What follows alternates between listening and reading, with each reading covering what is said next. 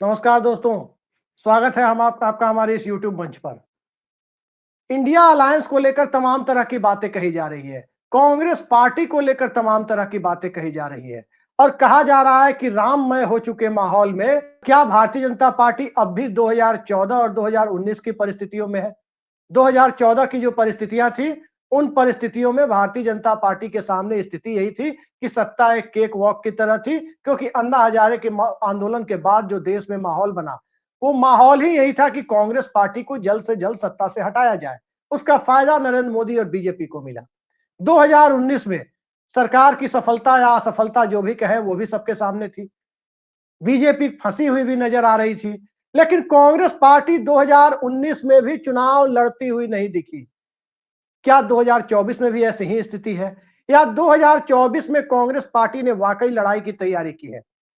जिस प्रकार से छत्तीसगढ़, मध्य प्रदेश और राजस्थान में कांग्रेस पार्टी को हार मिली है, जबकि इन तीनों जगह कांग्रेस पार्टी के पक्ष में एक माहौल भी दिख रहा था, बावजूद इसके कांग्रेस पार्टी को चुनाव में हार मिली। कहीं ना कहीं संगठन के साथ नेतृत्व का तालमेल और नेतृत्व भूमिका न निभा पाना, क्या यह भी एक कारण रहा है? और राममय हो चुके माहौल में जब शंकराचार्य राम मंदिर के उद्घाटन की प्रक्रिया का विरोध ये कहते हुए कर रहे हैं कि हिंदू मान्यताओं के मुताबिक, रीति रिवाज और प्रथाओं के मुताबिक जब तक मंदिर का शिखर नहीं बनता तब तक प्राण प्रतिष्ठा नहीं हो सकती, तो क्या कांग्रेस पार्टी फिर से अनुष्ठान कराएगी प्राण प्रतिष्ठा जैसा कोई कार्यक्रम, या उसी तरह का कोई अनुष्ठान सत्ता में आने पर कराएगी? ये सारे सवाल और इसका जवाब तभी ढूंढा जाएगा जब कांग्रेस पार्टी सत्ता में तो आए। और इसकी बुनियाद कहां से बनती हुई दिख रही है? तो बुनियाद दरअसल इसकी बनती हुई दिखती है हिंदी भाषी भारत में, जहां कांग्रेस पार्टी के पास केवल 6 लोकसभा सीटें हैं, जबकि भारतीय जनता पार्टी के पास 182 लोकसभा सीटें हैं। तो क्या वहीं से कांग्रेस पार्टी 6 की अपनी सीटों की संख्या को 40 तक पहुंचा पाएगी?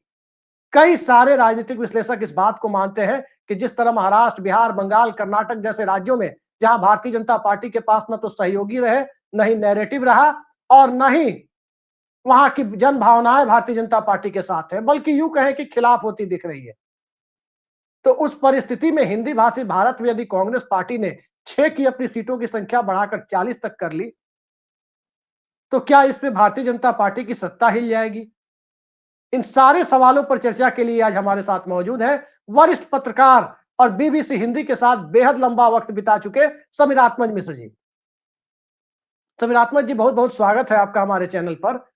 यह बताइए कि इस राममय हो चुके माहौल में इंडिया अलायंस की जो सबसे बड़ी कंपोनेंट है, खुद नीतीश कुमार से लेकर कई सारे राजनीतिक नेता, विपक्ष के नेता इस बात को कह चुके हैं कि कांग्रेस के बिना कोई विकल्प इस देश में नहीं बन सकता, और यह सच्चाई भी है कि कांग्रेस सबसे बड़ी पार्टी है, उसके बिना विकल्प नहीं बन सकता।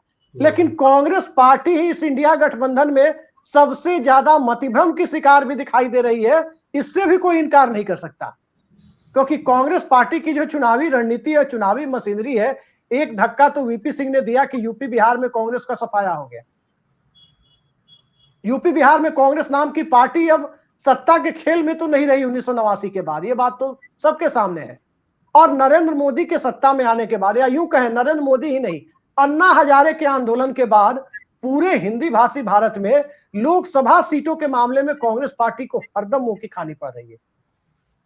तो इस परिस्थिति में अब जब रामलला भी आ रहे हैं, और सवाल ये उठता है कि जो 6 लोकसभा सीटें कांग्रेस के पास पूरे हिंदी भाषी भारत में है, बिहार में 1, यूपी में 1, मध्य प्रदेश में 1, झारखंड में 1 और छत्तीसगढ़ में 2, बाकी उत्तराखंड से लेकर जम्मू कश्मीर, लद्दाख, चंडीगढ़, हिमाचल प्रदेश, हरियाणा, मध्य प्रदेश, राजस्थान, मध्य प्रदेश पे 1 है, राजस्थान में कुछ भी नहीं है। क्या आपको लगता है कि इस इलाके में, इन राज्यों में कांग्रेस पार्टी अपनी सीटों की संख्या को 2004 या 9 की स्थिति में ला पाएगी? अभिषेक जी, आज की स्थिति में तो नहीं दिखाई पड़ रहा है, क्योंकि कांग्रेस अकेले तो बहुत मुश्किल है। और खास तौर से जो राम मंदिर का माहौल बन रहा है और उस माहौल को लगातार बनाने की कोशिश की जा रही है। अभी प्राण प्रतिष्ठा से पहले की स्थिति आप देख लीजिए, और जो कार्यक्रम चल रहे हैं कि प्रधानमंत्री जी खुद ही बोल दिए कि अभी 11 दिन रह गए हैं तो पूरा उत्सव का माहौल हो। उसके बाद वो लगातार उत्सव का माहौल बना ही रहेगा और चुनाव तक बना रहेगा। हर कुछ न कुछ कार्यक्रम आएंगे। तो इन चीजों से लोग प्रभावित हो रहे हैं, मोबिलाइज हो रहे हैं, लोगों को लग रहा है कि कितना बड़ा काम कर दिया।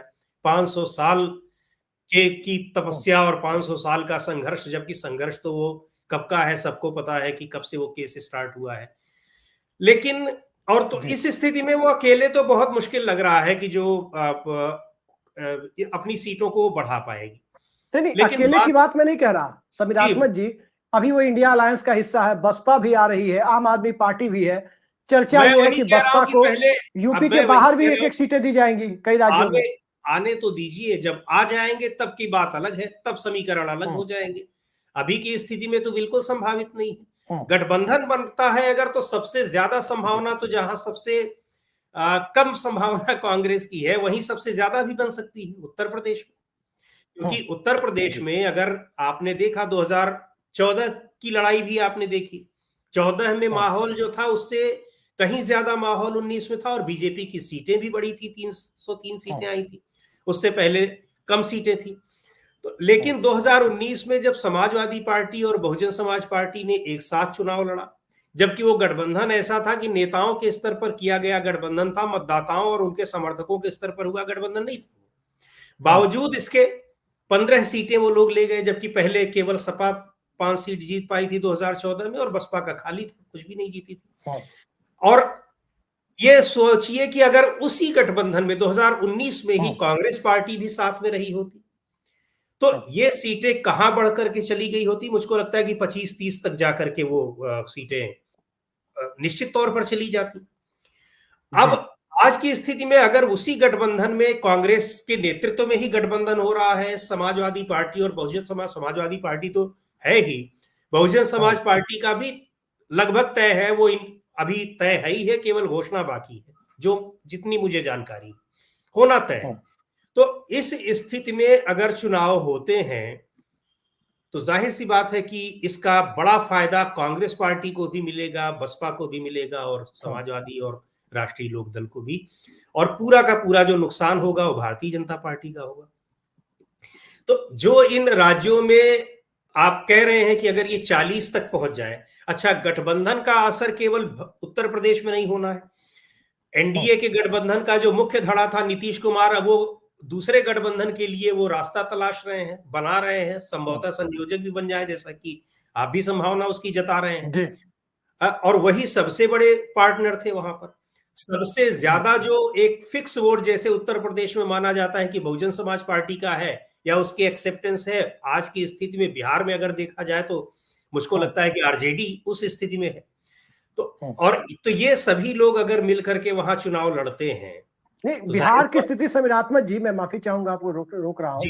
बिहार की स्थिति ये है, बहुत ईमानदारी से इस बात को किसी को भी स्वीकार करना चाहिए। अमित शाह ने भी एक टीवी चैनल के प्रोग्राम में 2018 में स्वीकार किया था कि बिहार में 3 राजनीतिक दल है प्रमुख रूप से, और उन 3 में 2 जिधर होते हैं एक साथ, उनके पक्ष में एक तरफा नतीजा होता है। ये 2015 की भी गवाही दे रहा है, 2019 के लोकसभा चुनाव की भी गवाही दे रहा है कि नीतीश कुमार जिस गठबंधन के साथ रहे उसकी चिंता छोड़ दीजिए। बिहार में कांग्रेस 4 लड़ेगी, हो सकता है कि 4 में 3 या 4 में 4 जीत जाए, वो अलग बात है। सवाल ये है कि उत्तर प्रदेश में कांग्रेस यदि 10 लड़ती है तो उसमें 8 या 9 कैसे जीते, फोकस उस पर करने की जरूरत है। मध्य प्रदेश में 5-7 सीटें कैसे निकाले, राजस्थान में 10 सीटें कैसे निकाले, किसान आंदोलन और पहलवान आंदोलन का फायदा हरियाणा में कैसे उठाए, हिमाचल प्रदेश में अपनी सत्ता होने का और वो जो वेलफेयर स्कीम्स है सुखविंदर सिंह सुक्खू सरकार की, उसका फायदा कैसे उठाए, और हेमंत सोरेन के साथ गठबंधन में कैसे झारखंड में फायदा उठाए, लद्दाख और चंडीगढ़ में कैसे फायदा उठाए, जम्मू रीजन में कैसे उठाए, गुजरात में 2-4 सीटें कैसे निकाले, छत्तीसगढ़ में उसका आंकड़ा 2 से बढ़ के 4 या 5 तक कैसे पहुंचे। ये स्ट्रेटजी कांग्रेस पार्टी क्या चॉकआउट कर रही है, या सब हम ही लड़ेंगे और कुछ नहीं लड़ेंगे वाली स्थिति में अब भी बैठी हुई है?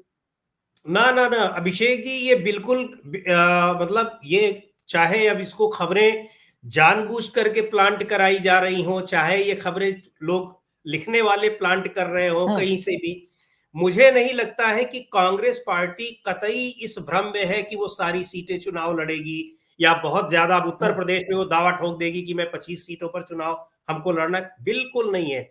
उत्तर प्रदेश में भी अगर सपा और बसपा दोनों के साथ गठबंधन होता है तो 15 से ज्यादा सीटों पर, 10 से 15 से ज्यादा सीटों पर कांग्रेस पार्टी नहीं लड़ेगी। उसका ये मानना है कि वो 2019 के चुनाव में और 14 के चुनाव में, जहां पर उसकी अच्छी स्थिति थी, यानी या तो पहले दूसरे नंबर पर थी या उसके प्रत्याशी तीसरे पे होने के बावजूद 1.5-2 लाख वोट अगर पाए थे, वहां वो अपना दावा ठोकेगी। तो वो इस भ्रम में नहीं है जहां, और इसीलिए बहुजन समाज पार्टी के साथ जो गठबंधन की बात है, तो केवल बसपा को उत्तर प्रदेश में ही सीटें नहीं मिलने वाली है, उसको दूसरी जगहों पर भी सीटें, दूसरे स्टेट्स में भी सीटें मिलेंगी। और उसको सीटें मिलने का मतलब है कि बीएसपी का जहां हर जगह थोड़ा थोड़ा ठीक ठाक वोट है, वो कंसोलिडेट होकर के वो गठबंधन की ओर जाएगा, तो गठबंधन को फायदा होना है।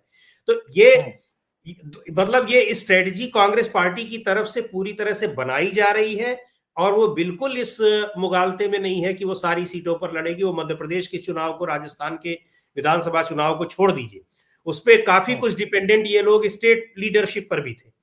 लेकिन यहां पर जो स्ट्रेटजी बन रही है, वो मुझको लगता है कि 250-60 सीटों पर कांग्रेस पार्टी खुद लड़ने की उसकी अपनी जो स्ट्रेटजी है, वो उस पर लड़ेगी, यानी जिस पर उसने सीधे चुनौती दी थी भारतीय जनता पार्टी को। और जहां के क्षेत्रीय दल मजबूत है, वहां पर वो उनकी सीटों पर अपना दावा ठोक दे, ऐसा बिल्कुल मुझे नहीं लगा। जी, एक चीज और कांग्रेस के बारे में कहा जाता है कि कांग्रेस पार्टी कई बार कुछ उटपटांग फैसले ले लेती है, जिसका खामियाजा उसे भुगतना पड़ा है। भारतीय जनता पार्टी ने भी एक दौर में उटपटांग फैसलों की झड़ी लगा दी थी, उसका खामियाजा उसे भुगतना पड़ा। लेकिन भारतीय जनता पार्टी में एक बड़ी चीज ये थी कि कोर्स करेक्शन किया। कांग्रेस पार्टी ने कोर्स करेक्शन की बजाय, अब देखिए 2019 में हार मिली, राहुल गांधी ने इस्तीफा दिया, मोरल रिस्पॉन्सिबिलिटी लेते हुए पार्टी के सुप्रीमो का पद छोड़ा। 3 साल तक कांग्रेस पार्टी केयरटेकर अध्यक्ष के साथ रही, इंटरिम प्रेसिडेंट सोनिया गांधी के साथ। G23 बना कांग्रेस पार्टी में, तमाम दबाव समूह बने। उसके बाद जो परिस्थितियां आई, उन परिस्थितियों में अध्यक्ष का चुनाव हुआ।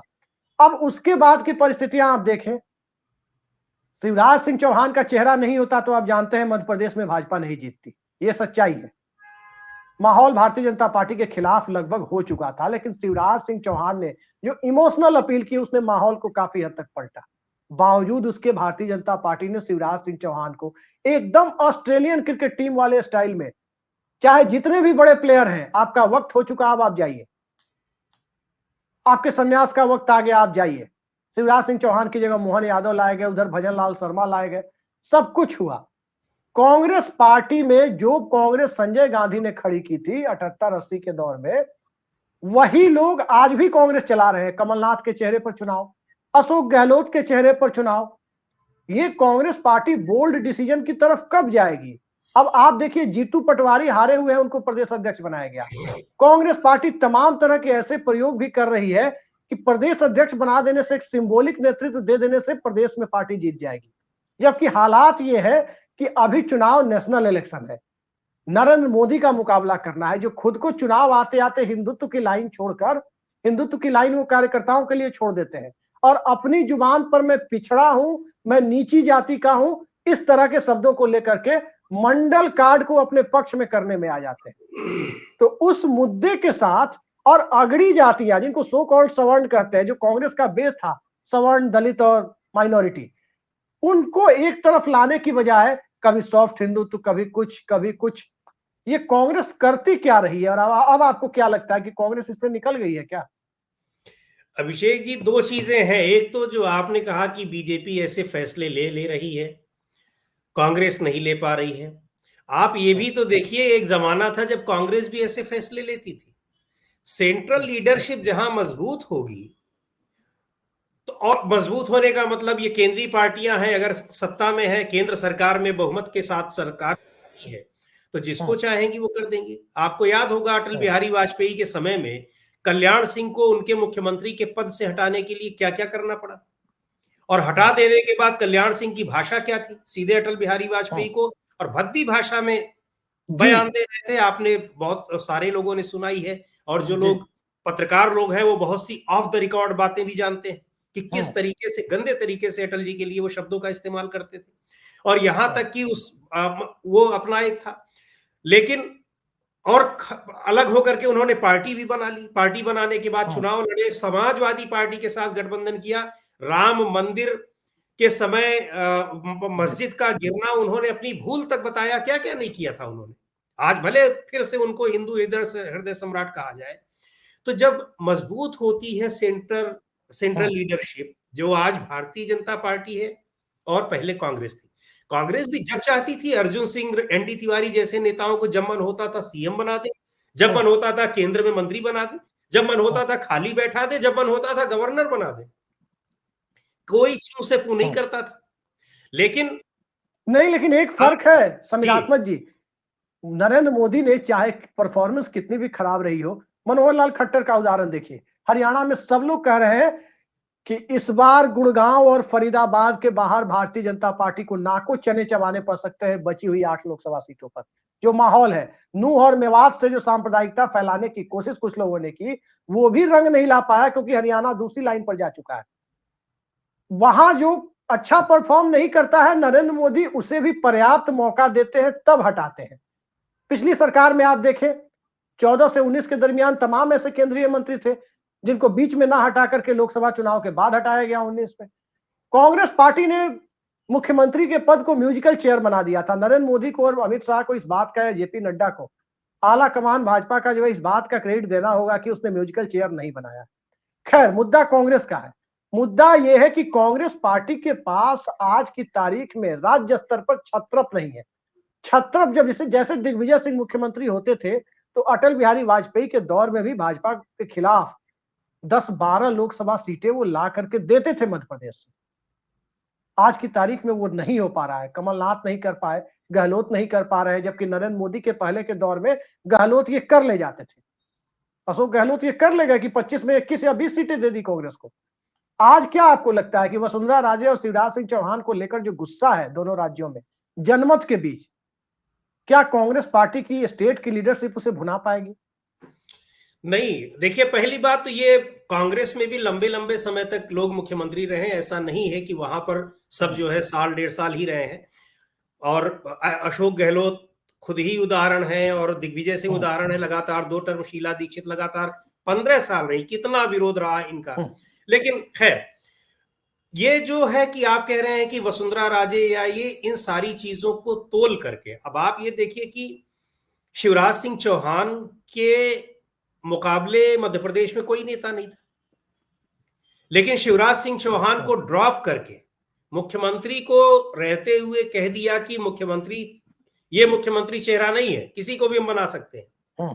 बावजूद उसके जब सरकार को बनवा लेना, पूर्ण बहुमत से, 2/3 बहुमत से सरकार बनवा लेना और सारी क्रेडिट खुद ले लेना, पता नहीं ये कॉन्फिडेंस कैसे था प्रधानमंत्री जी को, लेकिन था तो, कि हम इसको हटा दे रहे हैं। तो आज की स्थिति में वसुंधरा और शिवराज चाहे कुछ भी ये लोग विरोध भी कर ले बीजेपी का, तो कांग्रेस पार्टी की जो वहां की लोकल लीडरशिप है, वो मुझे नहीं लगता कि कुछ कर पाएंगे, उनके वश में कुछ है। अभी ये कॉन्फिडेंस कैसे आया, इतनी सीटें, मतलब आप वहां के सबसे बड़े नेताओं को, वसुंधरा के बारे में तो कहा जाता था कि वसुंधरा माइनस, यहां पर बीजेपी कुछ भी नहीं, बहुत सारे लोग ऐसा कह रहे थे, तो भी ये सही बात नहीं है। लेकिन हाँ, वसुंधरा की जो फैन फॉलोइंग है, जो उनके पास जो समर्थन है, वो किसी नेता के पास नहीं है। सीएम बन गए हैं शर्मा जी, लेकिन ऐसा नहीं है कि उनके पास वो समर्थन आने वाले 2-4 साल में आ पाएगा, मुझे तो नहीं लगता है। और वैसे भी बैसाखी, नेता की छवि वैसाखी वाली ही रहती, वो चाहे कितना भी उसको आप, मनोहर लाल खट्टर की छवि लगातार दूसरा टर्म वो कर रहे हैं, क्या वो नेता बन पाए, छत्रप बन पाए हैं? नहीं बन पाए। नहीं। तो जब आपको बैसाखी, हाँ, लेकिन असम वाले को आप देख लीजिए, उसने अपने को स्टैंड कर लिया, हिमंता विश्व शर्मा ने। तो नेता की अपनी छवि, जब उसके अंदर क्वालिटी रहेगी तभी सामने आ रही है।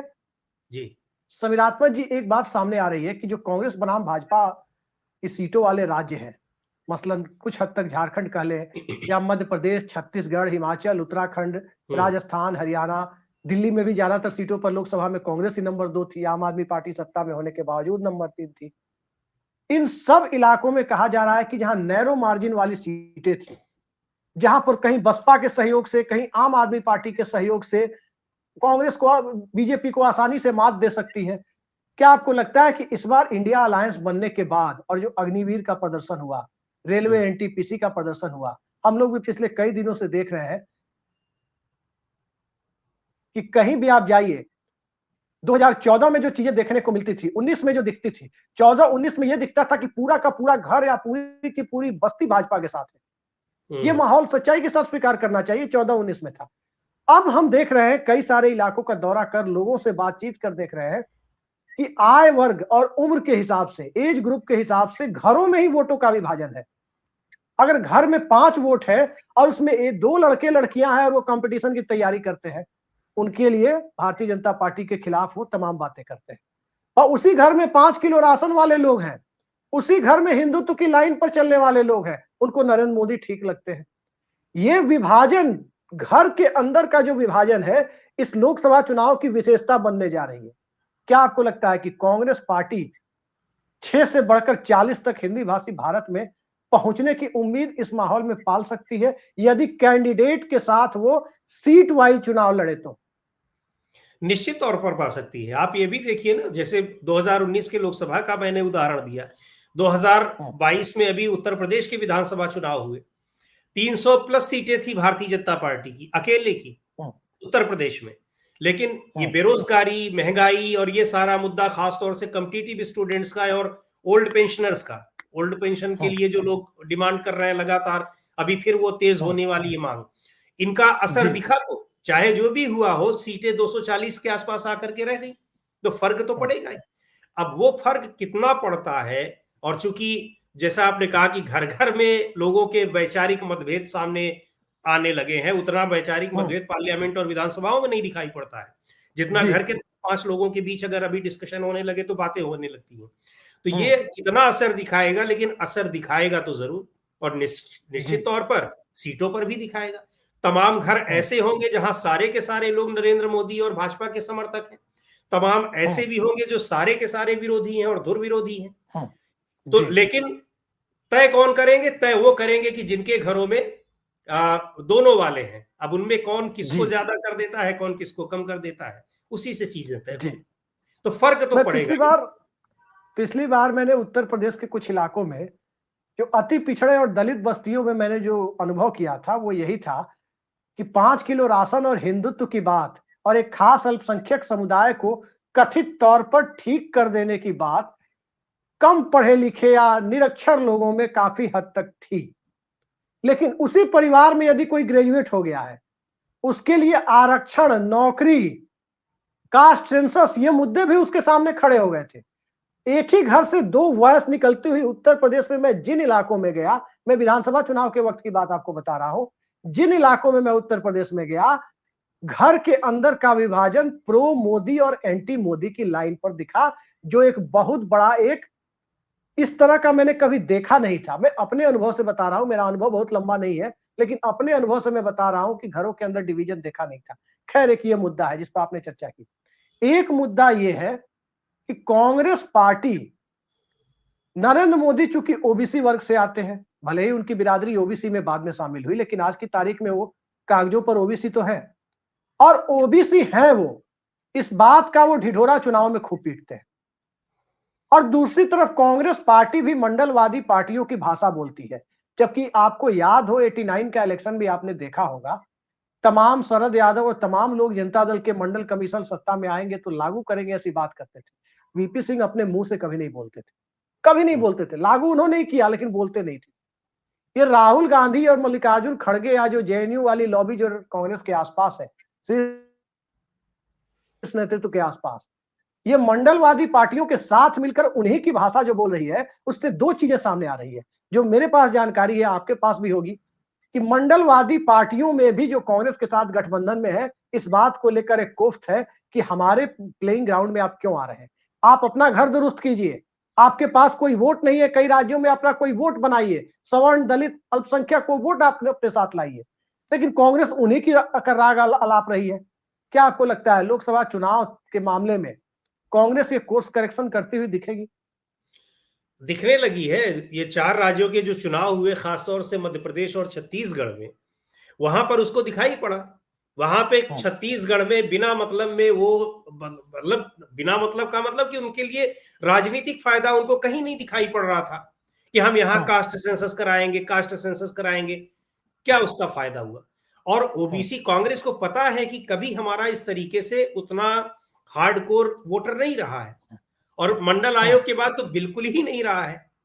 तो उसको उस पर नहीं चलना चाहिए था। चल करके, चूंकि जैसे आप कह रहे हैं कि जो तमाम जेन्युइट लोग जो है वो सलाह को दिए, और उसमें एक प्रमुख नाम भी है, हम लोग नाम मैं नहीं लेना चाहूंगा क्योंकि उसके लिए कोई हमारे पास पुख्ता सबूत तो है नहीं, लेकिन उन्हीं की राय पर ये सारी चीजें चली और वो धराशायी हो गया सारा कुछ।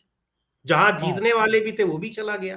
तो बिल्कुल उन्होंने अरे खुद राहुल गांधी, समीरात्मक जी, राहुल गांधी, मैं नाम लेकर कह रहा हूं, राहुल गांधी कई सारी सभाओं में पूछते हैं कि हाँ जितने पत्रकार हैं कितने इसमें ओबीसी। तो ये राहुल गांधी, ये खुद से उनका नहीं था, ये जिनकी वो नाम लेते हैं। अब बताइए, इसे मैं पॉलिटिकल इमेच्योरिटी मानता हूं आज की तारीख में, जी कि हाँ, आप इन्फ्लुएंसर तबके को, जो कांग्रेस का आधार हुआ करते थे, हाँ, और जो दलित तबका था, जो इस जाति की राजनीति से अलग है, इस मंडल पॉलिटिक्स से अलग है। आप देखिए, सवर्ण आरक्षण का विरोध अकेली पार्टी थी, जो 10% जो ईडब्ल्यूएस को आरक्षण नरेंद्र मोदी की सरकार ने दिया, भले ही वैकेंसी आए ना आए, लेकिन कागजों पर दिया। हाँ, सिर्फ राजद ने विरोध किया, लोकसभा में वो शून्य हो गई। समाजवादी पार्टी ने विरोध नहीं किया, बसपा ने नहीं किया, ये जानते हुए कि ये इन्फ्लुएंसर तबका है, समाज को इन्फ्लुएंस करता है काफी हद तक। हाँ, और नरेंद्र मोदी हाँ, जब खुद ओबीसी है, तो चाहे अब जितना ओबीसी चिल्ला ले, क्या नीतीश कुमार सभी ओबीसी और अति पिछड़ों का वोट ले पाएंगे? नहीं ले पाएंगे। ये सच्चाई है। अखिलेश यादव क्या सभी ओबीसी का वोट ले पाएंगे यूपी में? नहीं ले पाएंगे। उनका आधार बनेंगे बहुत सारी सीटों पर सवर्ण कैंडिडेट, बहुत सारी सीटों पर बसपा आ जाएगी तो उसके वोटर, और बहुत सारी सीटों पर अल्पसंख्यक तो साथ में रहेंगे, अधिकांश सीटों पर। तो सवाल यह है कि जो इन्फ्लुएंसर तबका है, उसको थाली में परोस कर बीजेपी को दे देने का काम, क्या आपको नहीं लगता कि कांग्रेस को अब इस रणनीति में बदलाव लाने की तरफ आगे बढ़ना चाहिए? तो मैं वही कह रहा हूं कि इसमें वो बदलाव ला चुकी है, क्योंकि उसको दिखाई पड़ गया है कि मैंने क्या किया। जो कभी नहीं करते थे, उनको लगा कि इससे फायदा हो जाएगा, उसको ये पता लग गया है। और इस मुद्दे को मुझे लगता है कि जो क्षेत्रीय गठबंधन, क्षेत्रीय दल हैं, उन्हीं के ऊपर छोड़ देंगे। और ये इशू, इसको लेकर के कांग्रेस जितना मतलब मुखर होकर के विधानसभा चुनाव के दौरान अभी वो गई थी, इस बार लोकसभा चुनाव में तो हमको कहीं से नहीं लग रहा है कि उस मुद्दे को लेकर के वो इतना मुखरता के साथ उसको उठाएगी। समर्थन करेगी, दूसरे उठाएंगे, समर्थन करेगी, लेकिन खुद जो है वो इस तरह से की, जैसे आपने कहा कि पत्रकारों से पूछ रहे हैं कि आप किस बिरादरी के हो, आप ओबीसी हो कि फॉरवर्ड हो, कि क्या ये इस टाइप का जो एग्रेसिव होकर के जो एक ट्रेंड चलाया था, और उनको लगा था कि हम ओबीसी को बड़ा प्रभावित कर देंगे, और कितना प्रभावित किए वो पता लग गया। तो निश्चित तौर पर उसमें इन लोगों ने जी, कम से कम अपनी पार्टी के नेता अर्जुन सिंह के और वीपी सिंह के हस्त से उनको सीखना चाहिए कि वीपी सिंह और अर्जुन सिंह ने सबसे ज्यादा ओबीसी के लिए किया, लेकिन उनके पीछे वो खड़े नहीं हुए। वो अपने समुदाय के नेताओं के साथ ठीक ठाक तादाद उनके साथ रहेगी, पूरी तरह भले नहीं रहेगी, पूरी तरह रह भी नहीं सकती, क्योंकि अब सबके अपने जातीय नेता है, बहुत सारे नेता, बहुत सारी बिरादरी के। तो सवाल यह है आज की तारीख में कि जब राममय बनाने की कोशिश करने की नौबत जब बीजेपी के पास आ रही है कि अब कोई मुद्दा नहीं है तो रामलला के साथ, प्राण प्रतिष्ठा के साथ, और कांग्रेस ने एक अच्छा डिसीजन लिया, मैं मानता हूं कि अच्छा डिसीजन लिया, कि शंकराचार्यों की बात मानी हिंदुत्व की लाइन पर। और हिंदू समाज और सनातन परंपरा के मामले में शंकराचार्यों की लाइन ही असली हिंदुत्व की लाइन है। भारत प्रचार तंत्र उसे दबा दे रहा है, गोदी तंत्र उसे दबा दे रहा है। क्या लगता है, कांग्रेस ने जो बोल्ड डिसीजन लिया है, अब चर्चा अंदर खाने ये भी आ रही है कि शंकराचार्यों के साथ जाकर वहां अनुष्ठान भी कराएगी यदि सत्ता में आई तो। क्या आपको इस परिस्थिति में लगता है कि कांग्रेस पार्टी ने जो शंकराचार्यों के साथ खड़े होने का फैसला लिया है, धर्मनिरपेक्षता वाली लाइन के साथ, वो कांग्रेस के लिए फायदे का सौदा है? नहीं है।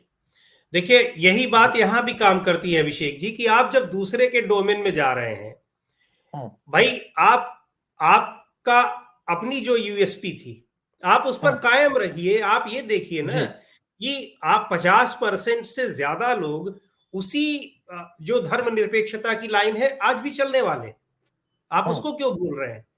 आपकी जो यूएसपी थी, आप उसको खत्म करके दूसरे के डोमेन में, बीजेपी में के जो पाले में आप जाने की कोशिश क्यों कर रहे हैं?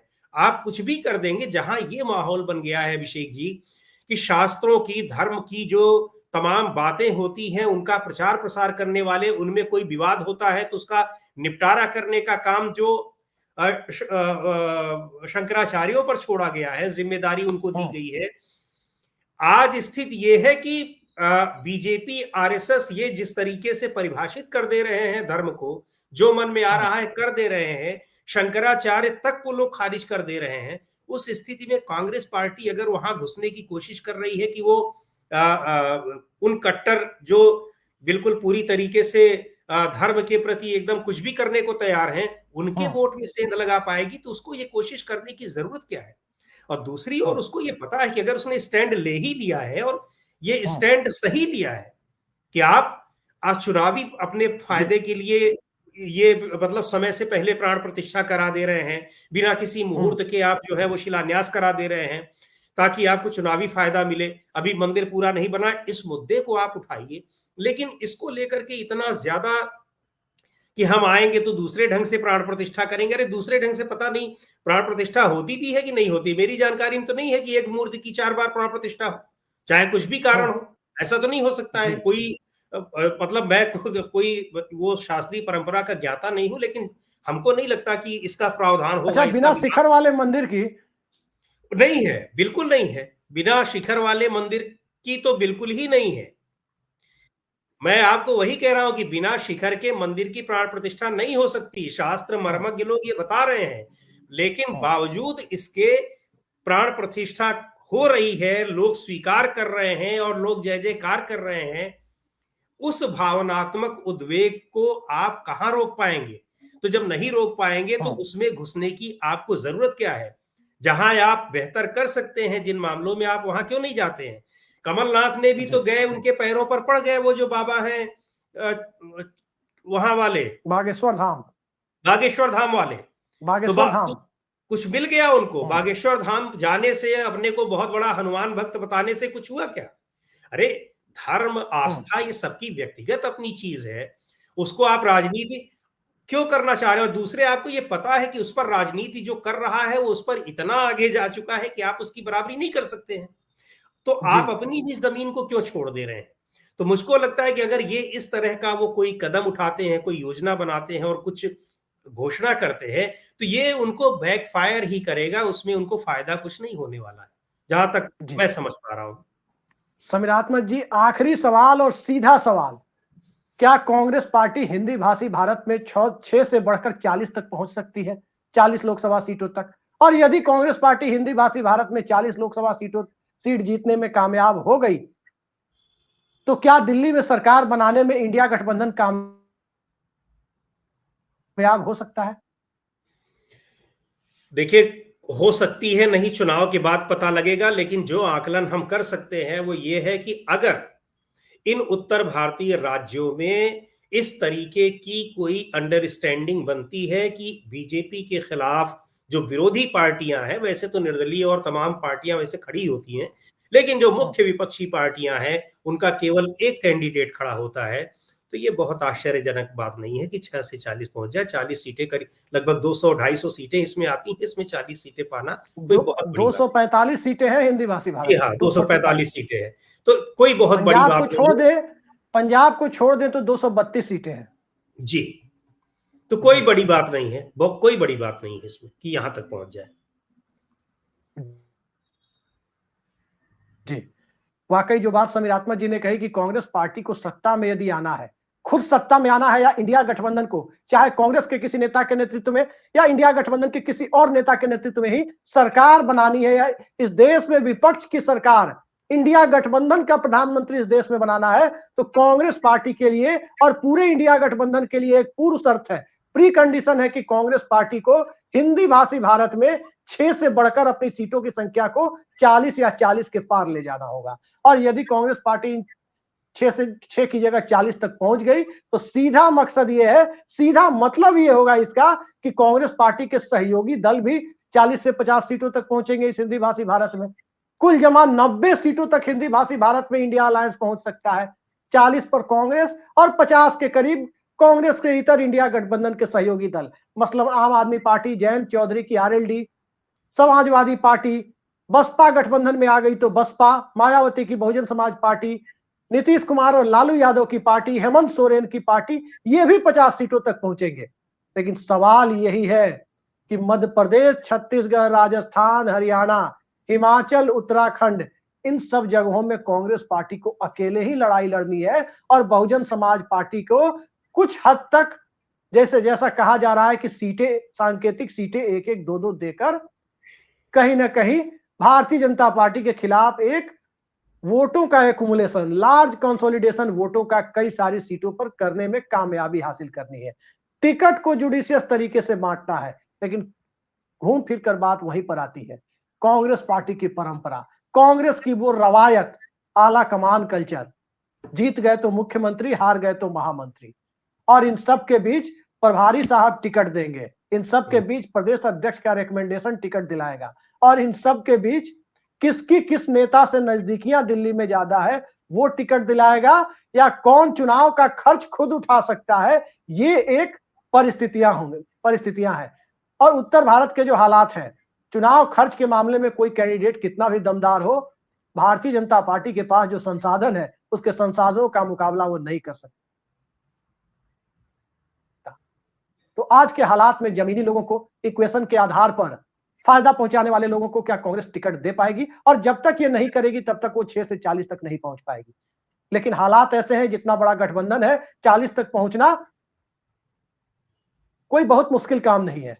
जरूरत कांग्रेस पार्टी की तरफ से राजनीतिक निर्णयों में राजनीतिक समझदारी दिखाने की है। आज के लिए इतना ही। आज की इस बेहद सार्थक चर्चा में जुड़ने के लिए समीरात्मज मिश्र जी हमारे साथ जुड़े। उत्तर भारत की, हिंदी भाषी भारत की राजनीतिक परिस्थितियों को पूरे तरह से बहुत निर्भीक होकर खुलकर हमारे दर्शकों के लिए समझाया। बहुत बहुत धन्यवाद समीरात्मज जी आपका। नमस्कार।